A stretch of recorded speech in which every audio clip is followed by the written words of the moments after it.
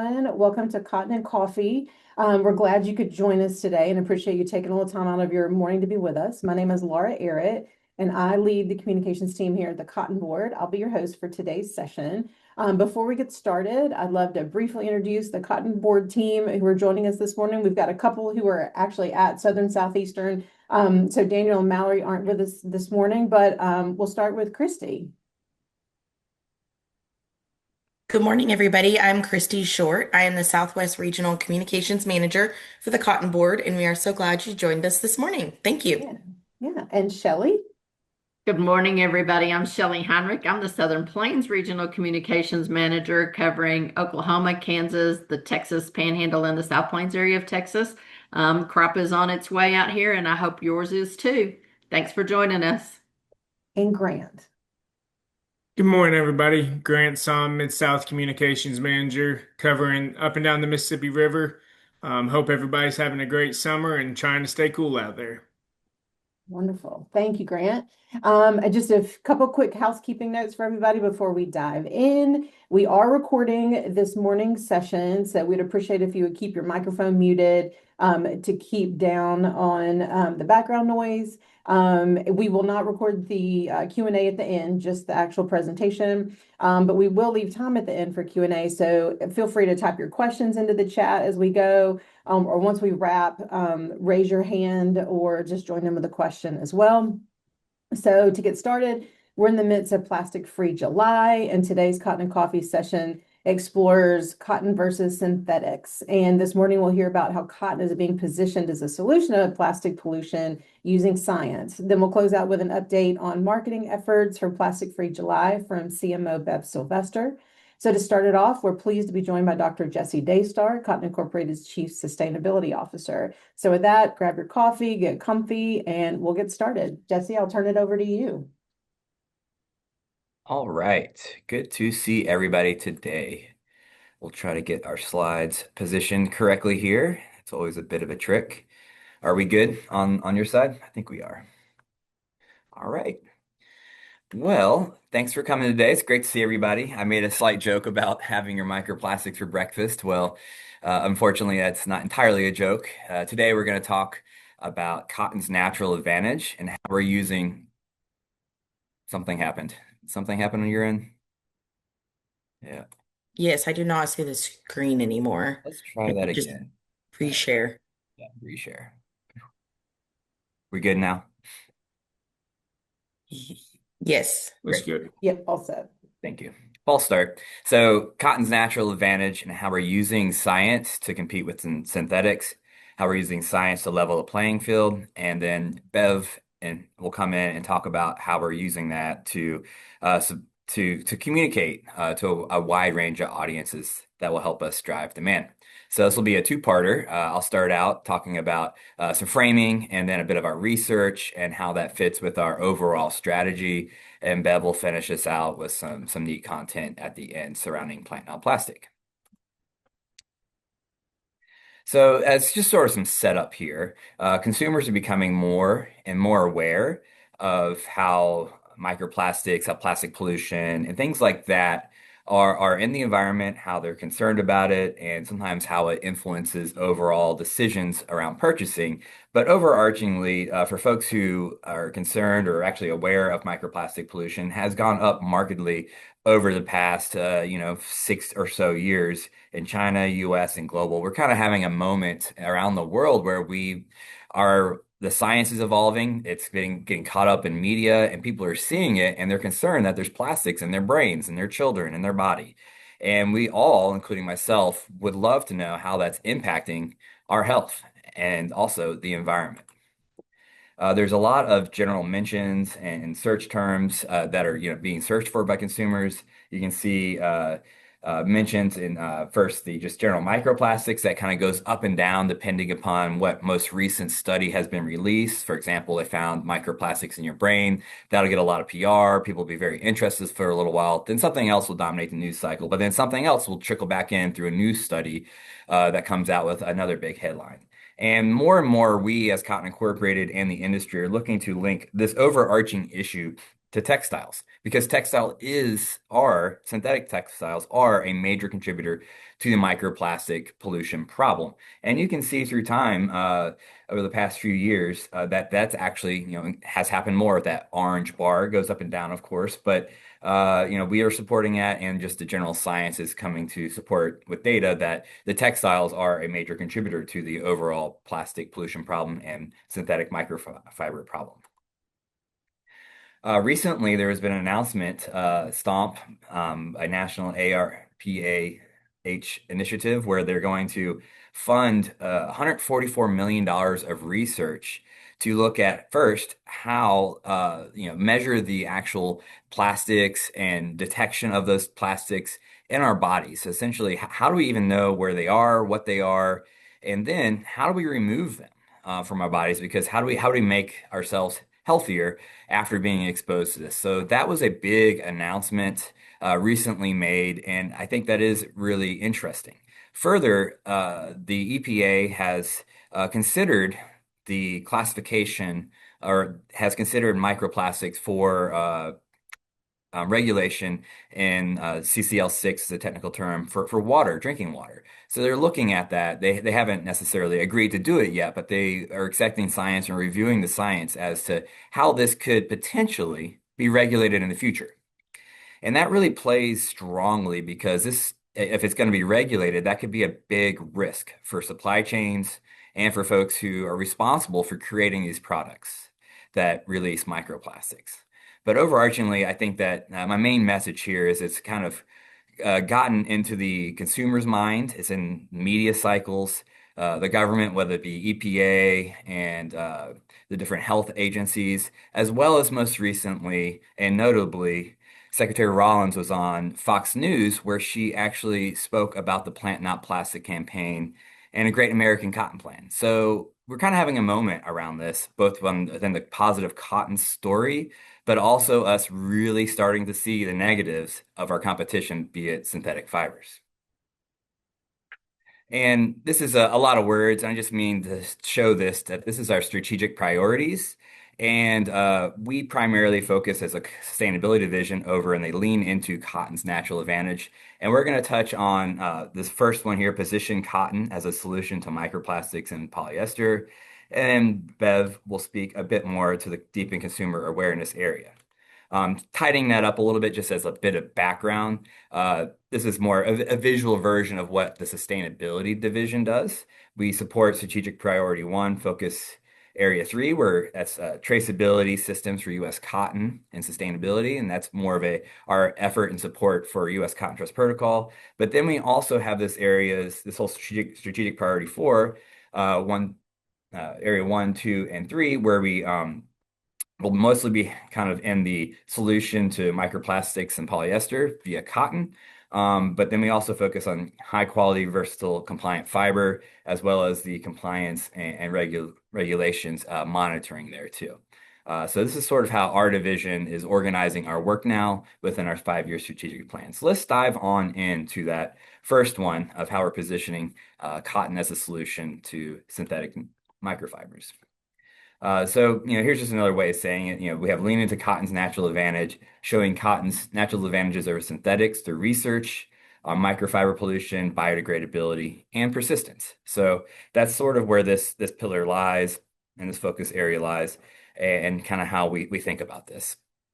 So within this presentation, we're going to first start out by showing some research that we've done or are doing to quantify the problem. A lot of the sustainability indicators around the world and even people, we don't have data to describe the problem. We don't have metrics to say, are plastics harming the environment, or those are in development now through some of our funding and others. So in order to know the problem and to avoid the problem, you need to measure the problem. So you can't manage anything you don't measure is the old adage here. So let's talk about how we're working to measure that problem and understand it so that we can take action on it. We did this in one of our landmark studies published in Nature Communications in 2024. We quantified all the plastic that gets into the world. Technical term is plastic leakage, but think of it very similarly to plastic pollution. But essentially, all the flows from the apparel industry, both cotton supply chains and synthetics, that get into the world and as a total yearly number.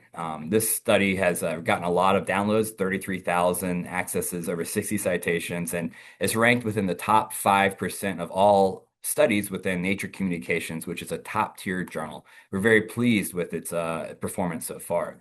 The road to get there, a lot of stuff on this slide. I just want to say that, this type of long-term research takes time. It takes an investment in developing. First, we had to identify and create, how do we measure? What are the metrics? What is the yardstick? We had to create the yardstick. And then we had to contract with a variety of consultants and world-leading researchers at different universities, and eventually submit to one publication to get turned down, and then submitted to another one where we got accepted, and then several iterations amongst that. Science takes time. It takes an investment, but can be incredibly important, particularly when the message is something like this. We determined that the plastic emissions or the plastic leakage from the apparel industry is 8.3 million metric tons a year. That's a big number. And to put it in context, that's 9 times the weight or mass of the Golden Gate Bridge, or 23 times that of the Eiffel Tower.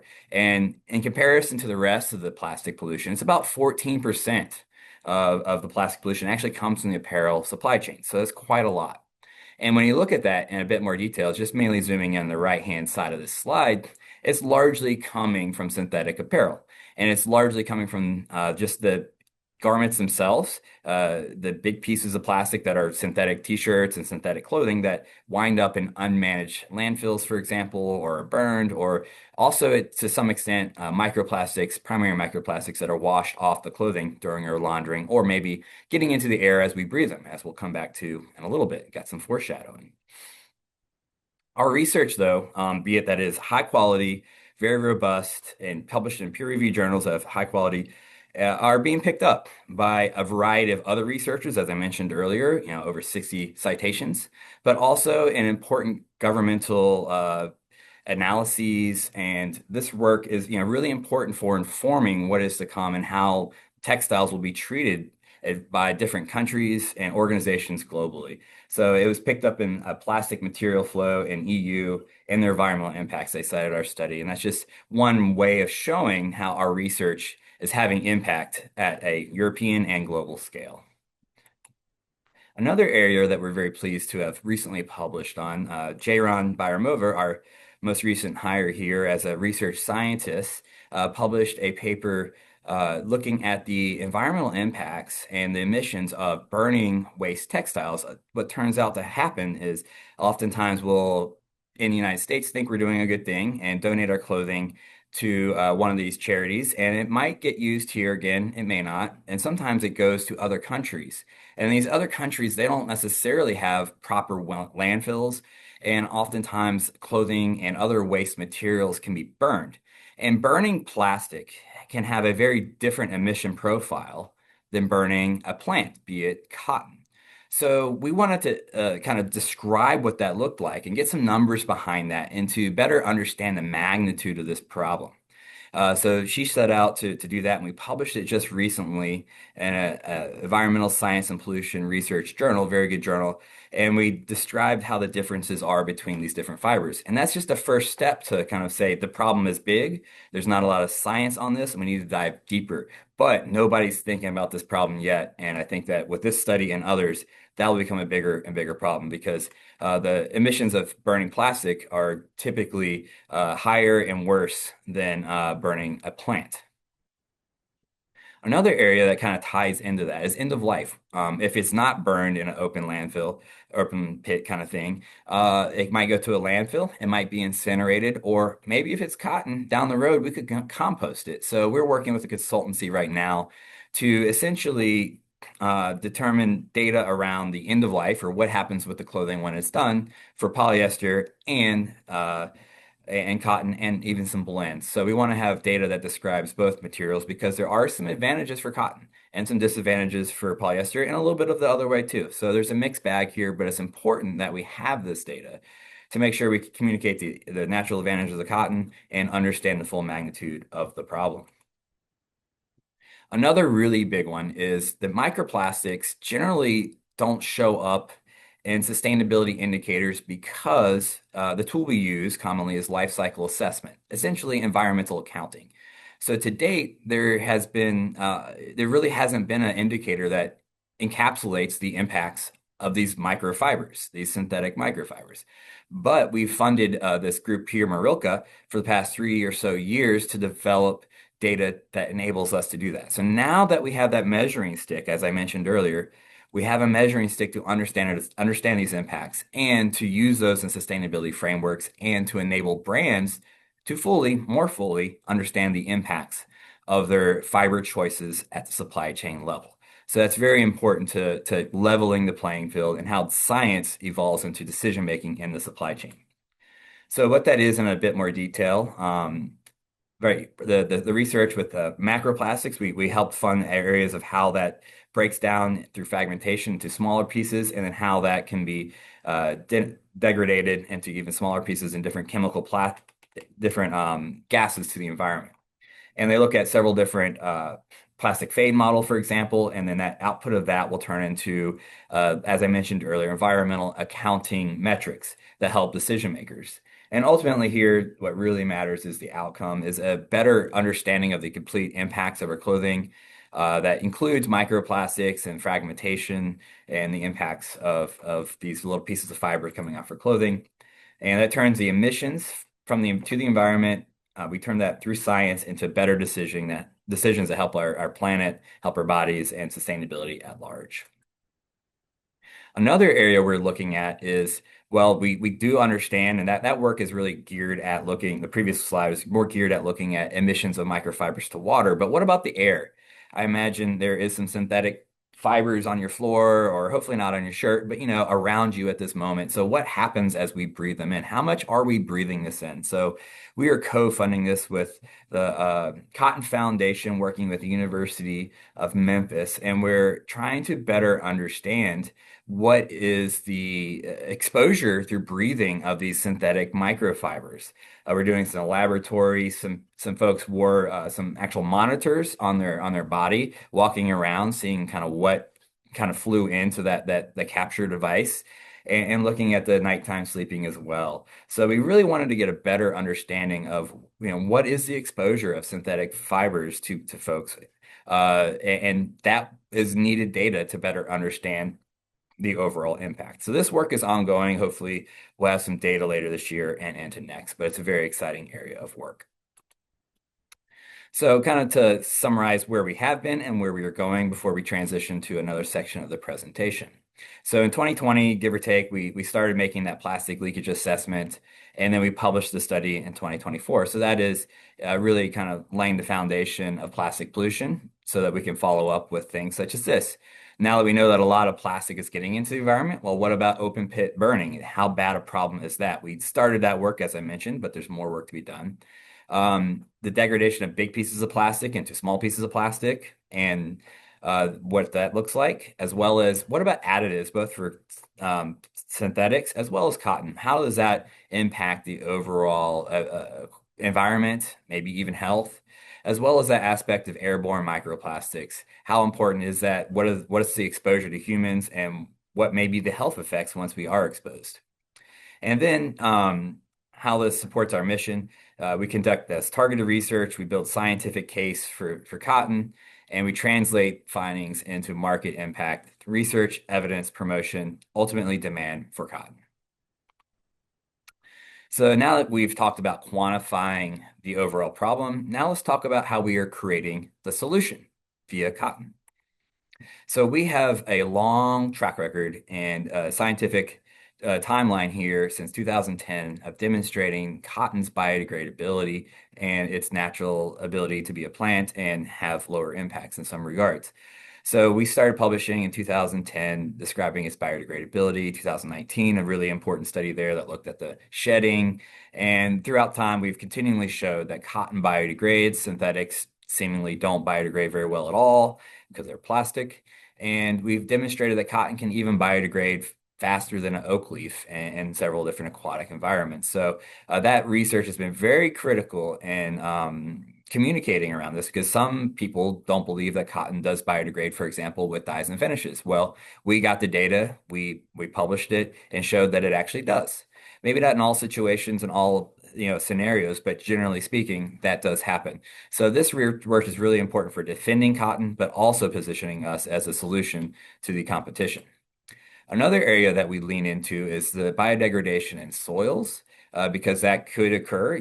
Garments can end up in the environment on the soil, as well as we might purposely put them there in the form of compost, as we'll get to in the next slide. But we looked at compostability because that's something that's uniquely cotton, uniquely plant. And we have the ability to lean into that for a sustainability reason, for a compliance reason around circularity and what happens with our clothing when it's done. And we've published on this topic for quite some time as well. We have one study right now that's actually looking at in California the ability of cotton to break down in both home composting, lab, and in the upper left-hand picture there, you can see actually a very large composting facility run by Agromin on Bowles Farms.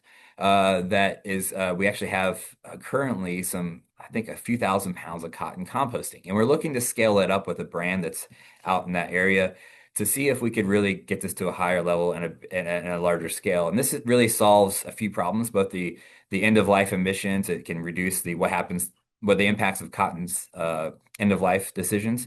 It can also provide a circularity option for brands who have to, down the road, do something with their waste clothing. That'd be more responsible for that. It's upcoming legislation in California. And, it's pretty neat that you can grow something on the farm, use it as a garment, and then put it back on the farm to grow more of that same material. That's a true circularity story if I've ever seen one. So now that we've covered that as cotton as a solution, now let's turn to how do we turn that into market impact? Because, I'm a scientist, science is great for the sake of science, but at the end of the day, I know the cotton growers need to see a return on their investment, and we're working hard to do that. So let's dive into that area. So we have to shape the systems that evaluate cotton, that enable brands to say, which fiber do I need to make my clothing out of? So we have to make sure that cotton is fairly represented there, make sure the science is up to date, make sure that cotton has its best foot forward. So we engage with standard bodies, technical committees, a million working groups that are very time consuming in all times of the day. It can be very challenging. Most of them are often in European time zones. We engage, we influence, and hopefully get that impact. For example, Product Environmental Footprint and HIG, Material Sustainability Index, are two tools that are commonly used by brands that have data sets, measure sustainability, and are used to make sourcing decisions. So we want to make sure that cotton is included in there in an appropriate way. That U.S. cotton, for example, we published our recent U.S. life cycle assessment. We got the data in there. We also want to make sure that microplastic impacts are included there and that it's known that cotton does biodegrade and has a lower microfiber impact. So we want to make sure that those types of decision tools that brands heavily rely on are showing cotton in a fair, representative way that can hopefully improve our demand. And that's really, where the impact comes from. A fair comparison, better understanding of the science that shows cotton to be a natural solution to sustainability, synthetic microfiber pollution, and compliance. Another area we focus on quite heavily, and it's my last slide, then I'll pass it over to Bev. But this is we provide a lot of technical input. There's a lot of these different upcoming frameworks or standards. We have to read, hundreds of pages of documentation and provide comments that make sure that we protect cotton, make sure that the best science is being used, correcting misinformation that commonly occurs. And we submit many of these different types of comments on a regular basis, sometimes working with a variety of other cotton organizations, both the United States and globally. But this is very important to keep up with. We've even created a policy dashboard where we have automated scanning of the internet that has a dashboard to show us what's coming up and maybe how we can target our comments to be most effective there to protect cotton and make sure that cotton shows up in emerging standards and the most positive way we can, and make sure that the full impacts of plastic are shown within those frameworks and tools as well. So that's how the sustainability division really is trying to drive demand and influence decision making with science. So with that, I'll pass it over to Bev and I'll drive the slides. Here you go. Great. Thank you so much, Jesse. Lovely to see everybody here this morning. Very excited to tell you a little bit about what we are doing around Plastic Free July. As Jesse showed you, we have a tremendous amount of science behind our claims, which really does differentiate us from everybody else out there in the market. From a marketing division, our focus is really around making sure that we increase that demand for cotton. And the way that we do this in this environment is to make sure that we reach those decision makers, which is twofold. It's the brands, retailers, and mills that are making the decision to use cotton, and it's the consumers who are making the decision to actually purchase cotton on the shelf. So this is something that we do all year round. We work incredibly closely with Jesse and his team to take that phenomenal science and really bring it to market. But for Plastic Free July, we do have some additional enhancements around that. So I want to speak firstly around what we're doing on the supply chain side. So again, this is about reaching the trade. It is making sure that we are reiterating the incredible research that we have. We do have always on content. This is a core message that we share throughout the year. However, for this month, we have additional emphasis on our microplastics landing page, and we've also created some new video content. You'll see here on the slide here our Cotton Can campaign, which is a long-running successful campaign for us. This is one that very clearly shows the difference between cotton and plastic synthetics. So that's something that is resonating and is something that we will be bringing out to trade shows. We also have new video content that is running in heavy rotation right now. And Jesse's kindly driving the slides here in the back. So we're going to play one of those videos for you shortly. Thank you. Microplastics are becoming one of the most talked about environmental challenges of our time. But research shows cotton fibers biodegrade significantly faster than synthetic fibers in freshwater, seawater, and wastewater environments. The difference comes down to fiber source. Cotton is a plant. Synthetic fibers are made from fossil fuels. One returns to nature, one persists in the environment. Plant, not plastic. Thank you. So again, we can move on to the next slide, but you'll see how we are incorporating the plant not plastic messaging as well now that that is approved by the USDA. Again, really making sure that we are reiterating these messages across every touch point in the trade. This is supported with targeted paid advertising across a number of different platforms. Certainly our trade publications such as Sourcing Journal Denim, as well as a lot of the social media channels that really resonate with this target, particularly in LinkedIn and in Meta. Here you can see some screen grabs from some of those channels, and I have another one of the videos. Jesse, if you wouldn't mind playing that, please. Researchers have identified microplastics in the lungs, cardiovascular system, brain tissue, digestive system, and reproductive system. One source is synthetic textiles, which can release microscopic plastic fibers during wear and laundering. Unlike synthetic fibers, cotton is not a source of microplastics. It is a cellulose fiber grown in nature, and it readily biodegrades. Plant, not plastic. So you can see here we really are taking the incredible science that Jesse's team has been creating for so many years and bringing it home in a way that our brands and retailers can understand. If we can move to the next page, please. And a big piece of this is amplification. So it's all fine and well to make videos, but the key is how, again, we measure everything that we do. So really seeing how we're amplifying that, how people are relating to it. Are they watching it? Are they watching it all the way through? Are they clicking through to our different platforms like Cottonworks? Are they requesting information? How is this really, at the end of the day, increasing the amount of cotton that they're using? So some of the ways that we do amplify are through trade shows. We actually have Kingpins, which is the largest denim trade show happening in New York starting tomorrow. You see the picture here that says in process, but a big part of this is how we show up at these trade shows. So we do have a Instagrammable booth that we will be able to work with. We also have obviously a booth where we are meeting with retailers and brands, and our economist John Devine will be speaking there as well. Concurrently, Interfilier, which is another trade show, this one is focused on the active and intimates category, is happening in LA this week. And then we have Functional Fabric Fair in October. That is a show that is predominantly focused towards the active market. So a lot of the Nikes, Adidases of the world that have traditionally been very synthetic focused, we are really hitting them very hard with a mix of our incredible Cotton Flex line, and then this great messaging around microplastics and really explaining to the trade that, you know what, this is really the direction that you need to be moving in. Next page, please. So that is on the trade side, and again, interest of time, we're keeping this pretty high level. Also on the consumer side, we're doing a lot of really great work. A big piece of this is obviously reaching the decision makers who make that decision to put the cotton on the shelf, but we need to make sure that we also reach our consumer. So we have one of our tentpole activations coming up, which is happening this month, is what we're calling the Essential Layer Collaboration.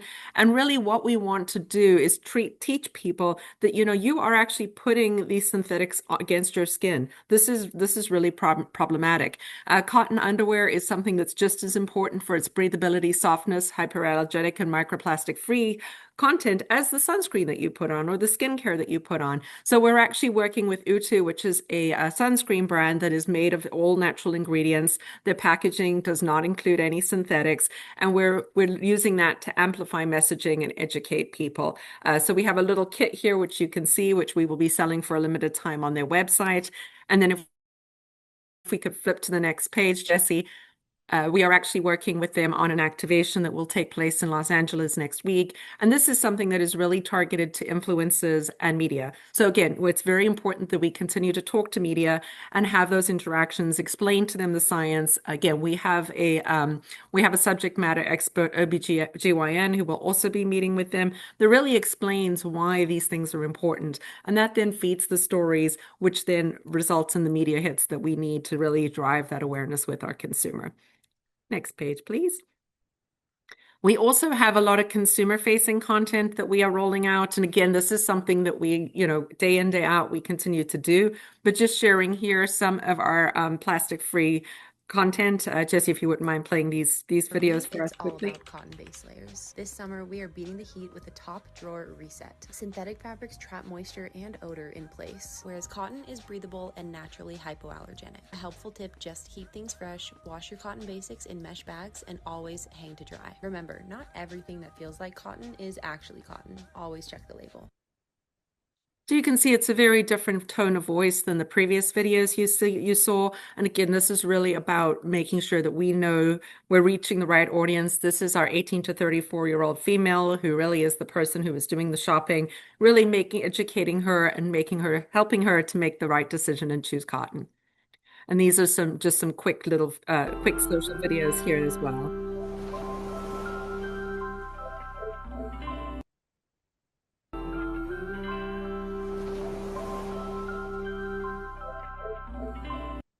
And these are all layered into our larger media buys. So again, every touch point we have with that consumer, we are reinforcing that same message of choose cotton. Next page, please. Videos keep wanting to play. So again, there's a lot of different avenues that we use to reach that consumer. Podcasts and digital are super important for us as well. We do have custom host reads around Plant Not Plastic that are happening this month. And you can see here, Good Noticing podcast. This is one that we participate in, really making that very authentic, organic connection with that consumer and making sure that we take the science that Jesse walked you through and translate it into language that this consumer, that resonates with this consumer. So you can also see in the middle here our Young Minds Inspired program. This is actually free educational content that we offer for students. So that's something as well, making sure we educate different consumers as they're coming up. And then a Pure Well social video as well. This is again another platform that resonates with this consumer. Next page, please. And then here, this is The Cut. The Cut is a highly influential publication, which again resonates with that fashion forward consumer. So we do have featured articles and social media promotions that are running. This allows us to incorporate that microplastics message in a very organic way. The other piece that it allows us to do is it allows us to incorporate some of our partner brands, which gets us goodwill, which also increases our cotton usage. Next page. So Plastics Free July, as far Blue Jeans Go Green, which everybody's certainly familiar with. This is something that we're also leaning into in that space. You see here, this is just a small snippet of the social media content that we're running. Again, very elevated, it ties very well to the denim aesthetic, and we try to make it relatable. So a lot of times when people hear things like metric tons, or that doesn't mean anything. So the way the campaign has been built here, again, it's called Monumental Impact. It's really to correlate how much denim we're recycling and how much impact that really has. So again, it's this work that we do throughout the year, but really leaning into that Plastic Free July message at this time of year. Next page, please. And this is actually my last page. So a very big part of what we do, again, we do a lot of work on both the trade and the consumer side where we put out our own media and our own message. A big piece of this is also amplification through earned media. So this is really our constant pitching of journalists, whether it's at trade shows or dinners or desk sides. And the coverage that results from that is really, really influential. You can see here on the left, this is an article that came out in Business of Fashion, which is one of the most influential publications in the space on Friday. And it really speaks to why consumers are ditching polyester for natural fibers. If you read the article, it actually contains a lot of data from our market insights team, which is important, but it's constantly building on that knowledge. And again, to get to the point where an article like this has been written, in a lot of cases, those journalists are having in-depth conversations with Jesse and his team to really understand the science, to make sure that what they're speaking of is scientifically accurate. So you can see just a smattering of the coverage that we have here. But yeah, again, very high level overview of what we're doing for Plastic Free July. Again, this is a moment where we really spotlight what we're doing, but please know microplastics are a high priority for us, and this is messaging that we use throughout the year. So I think with that, I'll hand it back to you, Laura.